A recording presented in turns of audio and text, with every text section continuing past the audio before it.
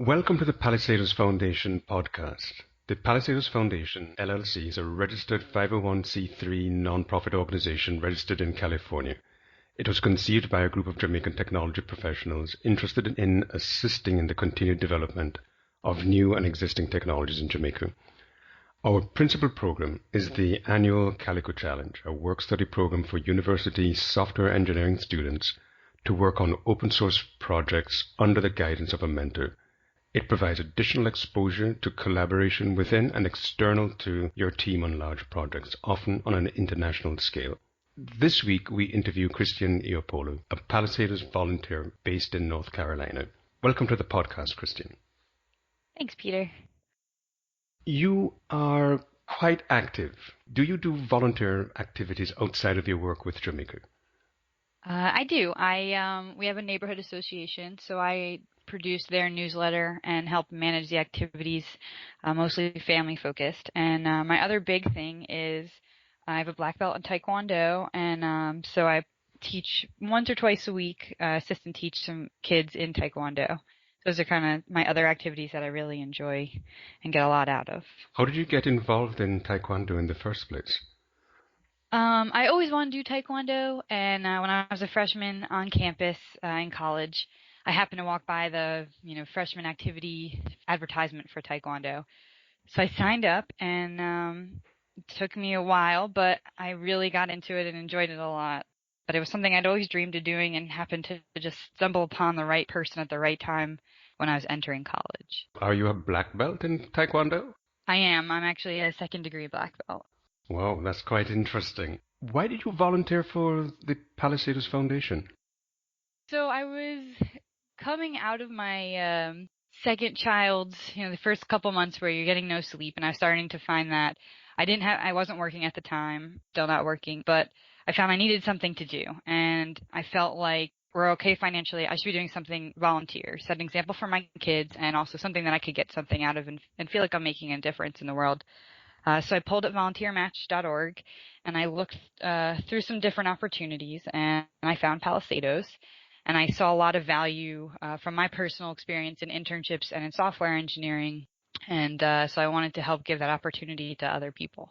What work did you do before? My degrees and my work is in nuclear engineering. And so part of my experience was in core design for a boiling water reactor on the coast of North Carolina. And then I switched to regulatory engineering at a pressurized water reactor in Raleigh, North Carolina. And why did you pick nuclear engineering? Well, I knew I wanted to be an engineer when I left high school. I had some really good science and physics and chemistry teachers, but I wasn't sure what engineering I wanted to do. And so I went to the freshman introductory programs at Georgia Tech, kind of explaining, all the different types. And I got exposed to nuclear engineering, and it sounded to me like the hardest of the engineering disciplines.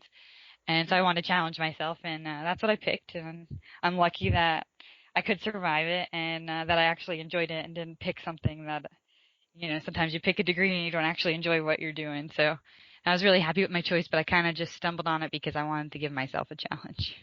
That's really interesting. I'm an engineer by training, an electrical engineer, and I've done relatively little work in electrical engineering since graduating. A lot of it has been primarily in information technology. So I can understand sometimes people choosing the right career at the very beginning and wondering whether it's the right one. But I'm glad to hear that you've chosen something from the beginning that is something that you really do like. That's a wonderful place to be. Now, you mentioned just before this 2 different types of reactors. What are the difference between them? So those are the 2 types of reactors that we operate for power in the United States. And so the boiling water reactor produces, basically the water boils at where the core is. So where the core is, that water that's surrounding it that you're heating up to produce power boils inside that containment vessel with the fuel. And a pressurized water reactor, it's pressurized so that the water doesn't boil in that particular container with the fuel. It's in another loop. Basically, the water by the fuel boils in the boiling water reactor, and the pressurized water reactor, it doesn't boil in the same loop, in the same containment vessel as the fuel. What are the relative advantages of both designs? Why do they have 2 different types? So the pressurized water reactor has the benefit of you can contain the radiation a little bit better, so your turbine isn't becoming radioactive because the water that's turning the turbine isn't the same water that touched the fuel. So that's really the main benefit for the pressurized water reactor. The boiling water reactor, you have a little more control of the reactivity because you control it with control rods actively. So you can go in and say, I want to go down to 70% power and come back up relatively quickly. It's just there's some different operational benefits to one or the other, and there's also different decommissioning benefits to one or the other. Now, you mentioned two different roles, as a nuclear engineer and then as a regulatory engineer. What are the main responsibilities of those two particular roles? And what would a typical day be like in each one of them? So the fuel engineering position was focused on designing the core and making sure it was safe to operate and giving the operators the limits and guidance they needed to operate it appropriately.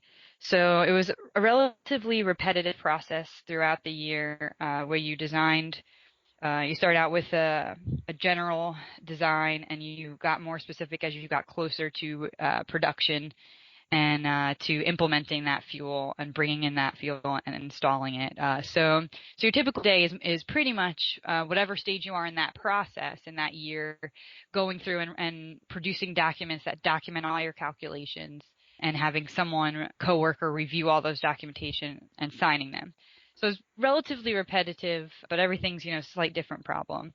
Regulatory engineering is what I did next, and that's focused on being kind of the technical liaison between the Nuclear Regulatory Commission and the engineers you have on site. So it may not necessarily be a core issue. It may be a pump issue or a turbine issue, and you have to explain that to NRC or ask permission.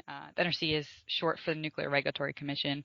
Or ask permission for a change that you want to do, or prove that you've complied to a certain law or guidance that the NRC has. Your day is more like checking the status of the plant, making sure if they have any direct NRC or legal concerns that you're addressing those. And if you don't, you're looking at long-term projects that you want to present to the NRC and creating the documentation and working with the engineers to summarize that and provide that to the NRC. So you have kind of two priorities. One is what's immediately a concern for the NRC that we need to address right now. If there's nothing that you can do for those, or if your coworkers picked up those, then you start looking long term for your day on what you can add to a longer term project. So I'm assuming similarly, you must have been exposed to deploying software under very similar conditions. Could you describe this process of doing upgrades or changes in software on a project that you've worked on? Let's assume that we're replacing a software on a control panel in the control room for a pump. So the first thing you're probably going to do is you're going to go out to the industry and ask them, what they're using and compare it to what you're using and see, what the best software is out there right now that's tried out and industry's confident in. Usually you're not going to want to be the first one to do something. So say you find that software. So you're going to go ask them, what issues did you have when you installed this software? What can I learn from your experience that I can apply and not have that same issue?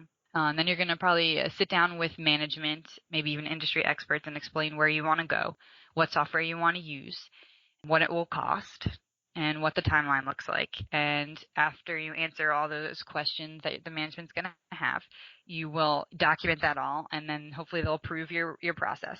So once you have that, you're going to go to what's called the engineering change process, and that's where you document everything much more formally.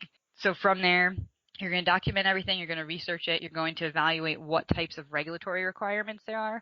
The Nuclear Regulatory Commission is very concerned with digital hardware or software changes right now to make sure that we don't create any single vulnerabilities that weren't there previously, because everything was much more manually back in the 70s and 80s when everything was built. So you'll document everything there, and then you'll present it back to management when it's closer to final. They call it about a 70% review. And that will be where you present, any issues you come across, how you're going to resolve them, how cost is really looking, how timeline's really looking, your references, who you've talked to in the industry, all those kinds of things. And from there, you'd have a verifier review everything that's an expert in your field. And then you'll also have other discipline reviews, such as, mechanical engineer review to see how it would affect their pump and the settings that you're picking in the software, those kinds of things. You'd also probably have some further industry reviews that would be documented. You'd probably have a regulatory review to make sure that you're addressing any regulatory concerns. And then as you approach the installation date, which might be required to be during an outage, you would present that to operations, train them on the new software, those kinds of things. And then you get final approval right before installation. So that would be the process. That's quite involved for something that is just a single pump. You hear quite often in the media of nuclear power plants taking a decade or more to be built. And when you start to explain things in this sort of context, it becomes even more understandable as to why that is the case. The software industry constantly announces alliances. For example, your Facebook posts can be automatically seen on Twitter. There are shared standards such as Bluetooth and USB. In what public ways does the nuclear power industry create engineering standards and alliances to improve the delivery of electricity to the consumer? INPO is probably our big public thing, and that's basically an alliance of all the nuclear power operators. Through that organization, we submit some of our employees to go work for them. We share all of what we call OE, or operating experience. So that would also be, I was mentioning before, where we share our experiences and issues that we've had in installation of a project. That's where all that goes. It's actually a very organized and formal database where you could go in and you could search a certain type of switch or pump or regulation or something like that, so that you can share everything. I would say that organization is public. I don't think the specific OE would be public, but that's where you would see through INPO, they would present their alliances, their experiences. You kind of mentioned that nuclear power is becoming very expensive right now, and you see plants shutting down. So they've publicly present to the country and the regulatory commission, here's what we're going to do as an industry to cut back costs. We're trying to show you guys that we're going to cut back costs as much as we can.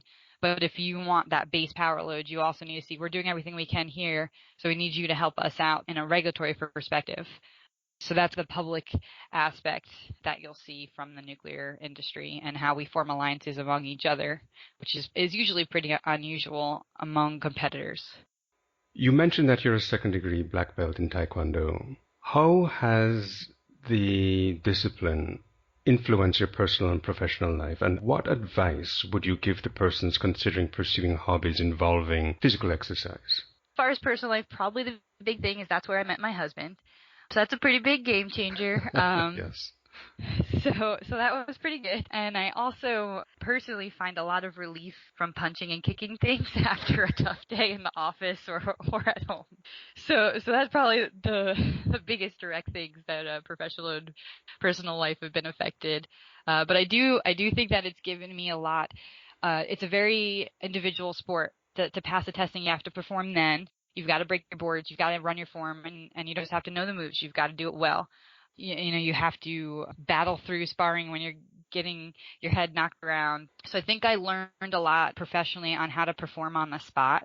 That's never been something that I've been very comfortable with. I don't like talking in front of people. I try to make myself do it, but I felt like Taekwondo helped me have that confidence, and because of the repetition of every time you tested, you had to perform individually. It helped me get exposed to it more times and made me a little more comfortable in those situations. As far as advice, I think that if you're pursuing a hobby that you want to be good at, and it's not just a way to get a workout in. For me, Taekwondo, when I go, it's a full body thing. It helps me center myself. It helps me feel like I'm becoming a better person, and it also helps me feel like I could defend myself and my family if I needed to. And I think as long as you know the different aspects of your life that you want to improve, and you focus on those, and you don't get too sucked into just getting a workout in, just burning that 300 calories, you can really get a lot out of Taekwondo or any martial art, or really any hobby where you're pushing yourself every time you show up, even if you've got that belt or you ran that time in that marathon that you wanted to run. Was it hard to leave your career completely? Yes, it really was harder than I imagined it to be. I cried on my drive home after I left my last day. Because it really and it still is, it's half of me right now. It's kind of a bit on hold, but I loved my job as a regulatory engineer. I really loved my coworkers, and I've always been blessed with very good coworkers and pretty much everything I've done. But I think it was the right thing for me to do at the time. But I really had asked for part-time, and it didn't work out at that point. But it was hard, but I don't regret it, and I really enjoy being with my kids, and I think I'm a better mom, and I think that someday I'll probably be a better coworker for it too. I think I'll understand people a little better, and I think that I'll be able to be more focused, and my head will be in the game when I get to that point. There's a strong representation of women in Jamaican university populations. However, the proportion is noticeably less in the engineering disciplines. What advice would you give to women considering a career in engineering? So the big thing that I've thought about a lot lately, and I had actually seen the LinkedIn post on, is kind of an attitude that, and I admittedly has taken, where like I feel like, oh, I hang out with all the guys, I'm different than all the other girls, I'm an athlete, I do this, I do that, and so I'm separating myself from the definition of a female and using that as the reason for my success in engineering. And I would always come home and tell my husband, oh, I was the only girl in the room, 20 people today, blah blah blah. And the more I think of it, the more the idea is to make women in general be equal, for them to be all of us in the room, and that there's not one spot in the room for a woman. And I think we need to change our mentality from I'm different than all the women, and that's why I'm going to be successful in engineering or STEM, but rather like, you just don't see your potential. We're all STEM. We all have the potential to be STEM if that's what we enjoy doing. And so I think as women and females, I think we need to start encouraging a more inclusive way. Okay, like I used to be like, oh, I don't do my nails, I don't get my hair done, I'm so cool. And it's not like that. I don't care if you get your hair done or not. That's your choice. It has nothing to do with whether you can, do a differential equation. It just doesn't matter.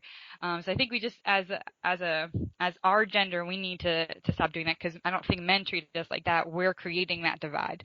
So the one thing I would tell women is, we need to stop creating that divide and not act like we're different, prove that we're the same. And that's why it should be 50-50. Quite often people talk about the influence of role models and leadership in their careers. Are there any outstanding examples of that in your personal life that have led you to come to this conclusion? I mean, my mom, hands down, is my biggest influence. She's a certified public accountant, and she always managed to balance her work, and I mean, I know everyone loves their mom, so I always feel silly being so proud of her, but she's always been someone who sets an example and doesn't judge others, and always succeeds at everything she's done. She's always volunteered a lot. She's always been there for us at everything, and now she's running a very successful business by herself as a CPA. I just have learned so much from how she's managed to do everything, and she understood when it was time to sacrifice one for the other. She knew when it was time to back off being an auditor for Ernst & Young and stay home with us. And then she saw when there was opportunities to start taking on her own clients. And she never in all that time did she not prioritize volunteering first. So she just found a way to do everything. And at the same time, anyone could do everything. Lots of my friends who maybe didn't have the positive influences at home loved my mom, because she would make sure that they knew they could do whatever they want, whether they were, male or female, and she would help them find the resources to do that. So I know everyone loves their mom, but I really think she's just been a great influence as far as working women and working mothers. That's a very inspiring story. I'm sure that the persons listening to this will be able to identify with some of the sentiments that you just mentioned. And it's always good to try and understand the motivations that are provided to people on the path to their careers or in life in general. That's part of the reason why we have this podcast. I'm glad that we had the opportunity to speak. There have been many cases in the US media of difficulties women experience in the workplace, industries such as IT, venture capital, and even the media itself. How have you navigated your career any differently to be successful? I think the biggest thing for me was actually my mom pushing me when I was coming out of my freshman year of college to get an internship. And I did not want to work summer after my freshman year at all. But she really told me that it was something very important to do. And I ended up having an internship all 3 summers, and it made a big difference when I found my first career full-time position. I don't know if I've gotten maybe lucky with the coworkers that I've had. If someone came into my group when I was a field engineer, I was the only female in the group, they would usually assume that I was the assistant and not one of the engineers. Because my name's Crystian, a lot of people through email assumed that I was a man instead of a woman, even with a slightly different spelling. So I had a little bit of that gender bias showing up, but I kind of took it as and I shouldn't have really, but as a compliment. But I really didn't experience a lot of gender bias in a way that would hold back my career. But I also made sure that I had a resume that you couldn't really look past. As soon as I started working full time, I worked and got my master's at the same time. So I was doing my master's almost full time and working full time. So I was leaving the office, making up my hours at different times. And then as soon as I was eligible to get my professional engineering license, I took the test. So I did a lot of things to make sure that my resume was as stacked as possible, as early as possible. So maybe that prevented me from being overlooked in certain ways. What criteria are you considering in selecting your next job as a working mother, and what general preparations are you making to re-enter your professional field? As far as criteria, as far as the style of work, I would really prefer something part-time and either mostly remote or remote work, which is pretty rare, particularly in nuclear engineering positions. But that's where I'd like to be. I'd like to be in a technical job that challenges me, but that also gives me the flexibility to be with my family right now. And as far as general preparations, I have looked at Python a little bit, and I think I'm hoping to kind of get into software engineering because it seems like there's a lot of opportunities out there and there's a lot of flexibility. I've noticed that there's a website called Power to Fly that kind of helps me get an idea of what's out there and what life is like, and that website's focused on getting women into technical fields, particularly in software engineering, and what opportunities are out there. So it seems to me like that's a good opportunity. It just means for me basically having to learn something completely new. Or hopefully maybe I'll get lucky with my nuclear engineering contacts and find something. I'm not really in a rush. I want something that fits my life instead of having to fit my life to my work. You mentioned software engineering. Did you do software engineering in college, and what did you think of it at the time? The only software engineering related course that we had to take as a nuclear engineering major was a class in MATLAB. And the first time I took that was my first semester at Georgia Tech, and kind of hated it and dropped it after a couple weeks because it just seemed impossible. So I took it, I think, sophomore or junior year, and it was still pretty challenging. I had a lot of help from the teaching assistants in order to get an A in that class. But I really hated it, actually, and I really couldn't understand how anyone could understand that thought process and really didn't ever want to see it again. Python seems a lot more intuitive to me now than I think had I looked at it then. That was several years ago, so maybe my brain's just a little bit more logical than it was then.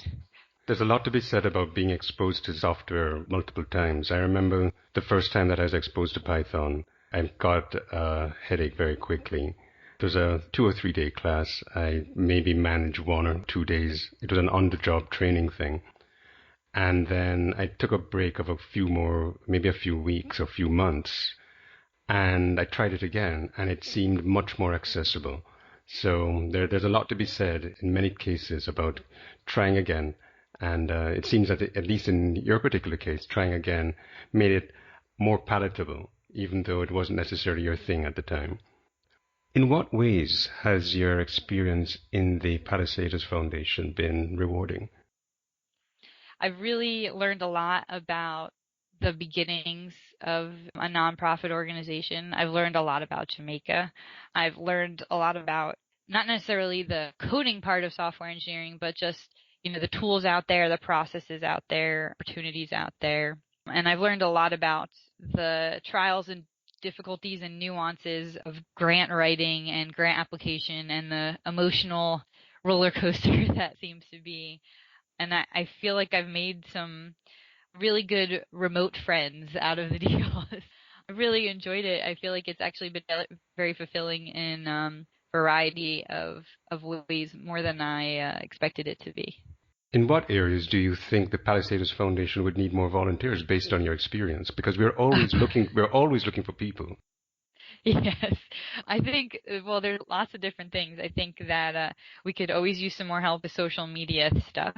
I could always use help searching for grant opportunities, and I definitely think we could use some help really promoting and explaining our organization to people who might enjoy it and appreciate it with good explanation. But I think we just are limited on resources on how to get that out there. There's lots of great ways that we could use more volunteers to really push this opportunity and make it as impactful as it has the potential to be. Well, I must say that I have to thank you for the work that you've been doing. Last year, we managed to have enough funding for 6 students. This year, we're looking to have funding for even more at 3 times the stipend that we had in 2016. So we've come a long way, and it has been primarily due to the additional assistance that we've been getting from volunteers like yourself, like Colette, who's also in one of our podcasts, and we really have come a long way. But of course, if we could get some more volunteers like yourself, it would be so much better for us. I'm glad that we've had an opportunity to speak. In closing, what advice would you give to students entering the working world? Relates to the Palisadoes Foundation, because you're basically providing an internship opportunity for them.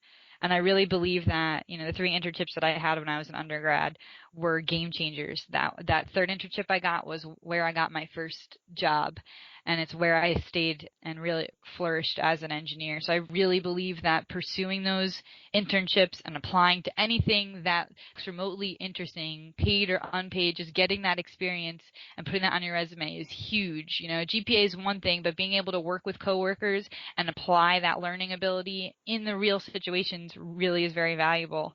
So I think that that's what makes Palisadoes Foundation so valuable to the future software engineers, and I think that's what is extremely important for any student going into the working world, is to get that real world experience beforehand so you can get that full-time job and jump in running, instead of kind of being like, I don't really know how the business really works, I just know how to engineer something.